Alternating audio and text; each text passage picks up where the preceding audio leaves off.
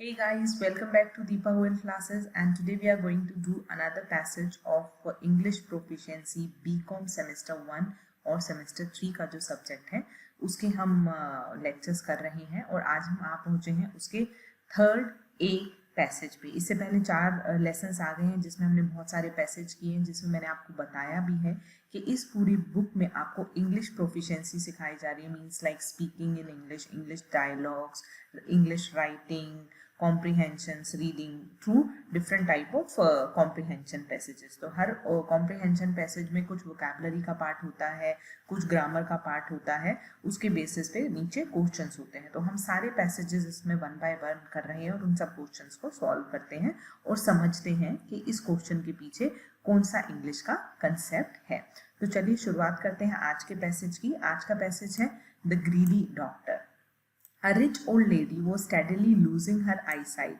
एक old lady जो कि बहुत रिच थी, बहुत रेगुलरली मतलब बिल्कुल कॉन्टिन्यूस वे में इन अरेंज्ड मैनर अपनी आई साइट जो है धीरे धीरे हो रही थी, उसको दिखना बंद हो रहा था। So she called in a famous doctor who examined her and offered to cure her completely. तो उसने एक बहुत ही फेमस डॉक्टर को बुलाया जिसने कि उसको एग्जामिन किया और उसको ऑफर किया कि हाँ मैं आपको बिल्कुल कम्प्लीटली ठीक कर दूंगा।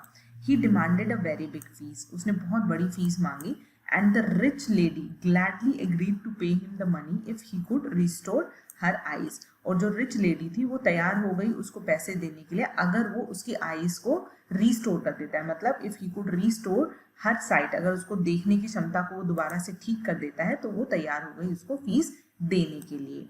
The doctor bandaged her eyes and carried out the treatment। Doctor ने उसकी आंखों पे पट्टी बांधी और उसका ट्रीटमेंट शुरू किया। Which took several days, जिसमें बहुत दिन लगे। But he was very greedy। पर जो डॉक्टर था वो बहुत ही greedy था। He saw many beautiful pieces of furniture with which the house of his patient was furnished। उसने उस rich old lady के घर में बहुत सारे beautiful furniture के pieces देखे। And each day he carried away one of the best 10 pieces। और डेली वो वहां से 10 अच्छे जो पीसेस थे उनको लेकर के चला जाता था। till there was hardly anything left, जब तक कि वहां पे कुछ बचा तब तक कि वो वहां पे डेली के 10 नए पीसेस लेकर के चला जाता था। In the course of time the lady was completely cured। मतलब धीरे धीरे कुछ ही समय में वो जो लेडी थी वो बिल्कुल ठीक हो गई। The bandage was taken off। और जो उसकी बैंडेजेस उसकी आईज पे बंधी हुई थी वो उतार दी गई। And she could see everything clearly। और अब वो सब कुछ क्लियरली देख पा रही थी। Then she discovered that almost all her furniture was gone। और फिर उसने पाया कि उसका जो सारा फर्नीचर है वो घर से गायब हो गया क्योंकि डॉक्टर लेके जा रहा था। When the doctor came for his payment, she said, जब डॉक्टर उसके पास आया अपनी पेमेंट मांगने के लिए तो ओल्ड लेडी ने कहा, Look here डॉक्टर, डॉक्टर इधर देखो, I am by no means cured। किसी भी तरीके से मैं ठीक नहीं हुई हूँ। For I cannot see my furniture in my house। क्योंकि मैं अपने घर में अपना फर्नीचर देख ही नहीं पा रही हूँ। I'm not going to pay you anything। मैं आपको कोई फीस नहीं पे करने वाली हूँ क्योंकि मुझे तो कुछ दिख ही नहीं रहा है, मुझे मेरे घर का फर्नीचर नहीं दिख रहा है। The doctor was thus paid in his own coin। अब ध्यान से देखिएगा, इन हिज ओन कॉइन एक इंग्लिश का ईडियम है या इंग्लिश का एक फ्रेज है। इसका मतलब ये हुआ कि इस तरीके से डॉक्टर को उसी की भाषा में रिप्लाई मिल गया, मतलब टिट फॉर टैट हो गया। वो उसके साथ चालाकी कर रहा था कि उसके घर के पीसेस लेकर के जा रहा था, तो उस ओल्ड लेडी ने भी उसके साथ चालाकी की, मुझे तो कुछ दिख ही नहीं रहा, मेरे घर का कोई फर्नीचर नहीं दिख रहा है, तो मैं आपको फीस क्यों पे करूं। तो उसको उसी तरीके से ट्रीटमेंट मिल गया अपनी नेगेटिविटी का जैसे कि उसने उस लेडी के साथ किया। टिट फॉर टैट या जैसे को तैसा, आप समझ सकते हैं। ठीक है, तो ये था हमारा पैसेज। अब आइए इसके क्वेश्चन सॉल्व करते हैं। फर्स्ट है, choose another suitable title for the story from the following. Foolish women, blind women, dishonest doctor. तो ग्रीडी डॉक्टर है तो डिसऑनेस्ट डॉक्टर ही इसके लिए ज्यादा बेटर ऑप्शन रहेगा। Next is, here is an outline of the story in the 6 sentences। the sentences are jumbled up, put them in correct order। मतलब 6 sentences दिए गए हैं स्टोरी की आउटलाइन के लिए और उनको ऊपर नीचे कर दिया गया, हमें सीक्वेंस में लगानी है। देखिए फ्रेंड्स, इस तरीके के क्वेश्चंस आते हैं जस्ट टू अंडरस्टैंड कि आपको इंग्लिश कितनी समझ आती है और आपको ऊपर वाला पैसे समझ आया नहीं आया और आप उसको ठीक तरीके से सीक्वेंस में लगा सकते हैं या नहीं लगा सकते हैं, ठीक है। तो आइए इसका करेक्ट आंसर देखते हैं। पहले ही bandaged her eyes as a treatment, the doctor stole her furniture, she called a doctor, and old lady notice that she was getting blind, the old lady did not find her furniture in the room, she did not pay the fees. तो अब इसका correct order obviously हमें story के हिसाब से पता ही है। An old lady notice that she was getting blind, ये हो गया हमारा 1। Then she called a doctor, after that he bandaged her eyes as a treatment, the doctor stole her furniture, the old lady did not find her furniture in the room, so she did not pay the fees। तो ये बहुत ही simple सा question था, सिर्फ jumbled sentences को हमें sequence में लगाना था। नेक्स्ट क्वेश्चन देखते हैं, complete the following statement by choosing the best alternative. ठीक है, we know that the doctor was greedy, ये हमारा सेंटेंस है, इसके साथ हमें बेस्ट ऑल्टरनेटिव फिट करना है नीचे दिए गए 3 ऑप्शंस में से। तो देखते हैं क्या फिट बैठता है। We know that the doctor was greedy because he demanded a suitable reward, he removed many pieces of furniture, और he demanded money without curing the woman's eyesight। उसने eyesight तो क्योर कर दी थी और उसने suitable फीस मांगी थी, तो ये भी कुछ ग्रीडीनेस नहीं हुई कि भाई उसकी जितनी फीस है उतना तो मांगेगा ही ना। पर वो डॉक्टर ग्रीडी था, कैसे पता चला? Because he has removed many pieces of furniture from the lady's house। ठीक है, तो इसी तरीके से ये बाकी के भी क्वेश्चंस हैं। आई थिंक मुझे सॉल्व कराने की जरूरत नहीं है, बहुत सिंपल से क्वेश्चन है, आप अपने आप पढ़ेंगे तो इसको सॉल्व कर सकते हैं। मैं आपको बेसिकली पैसेज अच्छे से समझा देती हूँ, जिससे कि जो सिंपल क्वेश्चन है वो आप अपने आप सॉल्व कर पाएंगे। ग्रामर और वोकैबुलरी का जो पार्ट है वो मैं आपको करा दूंगी। तो आप क्वेश्चन नंबर 2, 3, 4, 5, 6 तक आप अपने आप इसको सॉल्व करने की कोशिश कीजिएगा। बहुत ही सिंपल है, पैसेज समझ आ गया तो इसको आप आराम से एक बार रीड कर सकते हैं। ठीक है, उसके बाद आते हैं हम नेक्स्ट क्वेश्चन पे। Here is a list of 10 describing word. Describing words क्या होते हैं इंग्लिश ग्रामर में? Adjective. Adjectives are describing word. मैंने पूरी पार्ट ऑफ स्पीच के ऊपर एक वीडियो बनाई हुई है जिसमें मैंने एडजेक्टिव्स क्या होते हैं, नाउन क्या होती है, प्रोनाउन क्या होती है, सब उसमें इलैबोरेट किया है। तो अगर आपको कोई कंफ्यूजन हो तो आप वो वीडियो जा करके देख सकते हैं। ठीक है, अब इस पैसेज में ये क्या कह रहे हैं? ये कह रहे हैं here is a list of 10 describing words. Describing words जो कि एडजेक्टिव होते हैं। एडजेक्टिव वो होते हैं जो कि नाउन की विशेषता बताते हैं, मतलब जो संज्ञा होती है उसकी जो विशेषता बताते हैं उसको हम इंग्लिश में एडजेक्टिव या हिंदी में विश्लेषण कहते हैं। ठीक है, some of them describe the doctor and other describe the lady. कुछ जो है डॉक्टर को डिस्क्राइब कर रहे हैं और कुछ जो है लेडी को डिस्क्राइब कर रहे हैं। तो हमें 2 कॉलम बनाने हैं, एक डॉक्टर का एक लेडी का, और इन एडजेक्टिव्स को उसके हिसाब से फिट कर देना है। ठीक है, तो अब ये क्या है, देखो रिच तो लेडी थी तो हमने लेडी में लिख दिया, ओल्ड भी लेडी थी हमने लिख दिया, ग्रीडी डॉक्टर था तो हमने डॉक्टर में लिख दिया। ठीक है, डिसऑनेस्ट भी डॉक्टर था हमने और डिसऑनेस्ट डॉक्टर में लिख दिया। वेल नोन भी डॉक्टर था क्योंकि उसने एक फेमस डॉक्टर को बुलाया था। वाइज जो थी वो लेडी थी क्योंकि उसने उसको बोला कि हाँ मैं आपको फीस दूंगी, आप मेरा ट्रीटमेंट करो।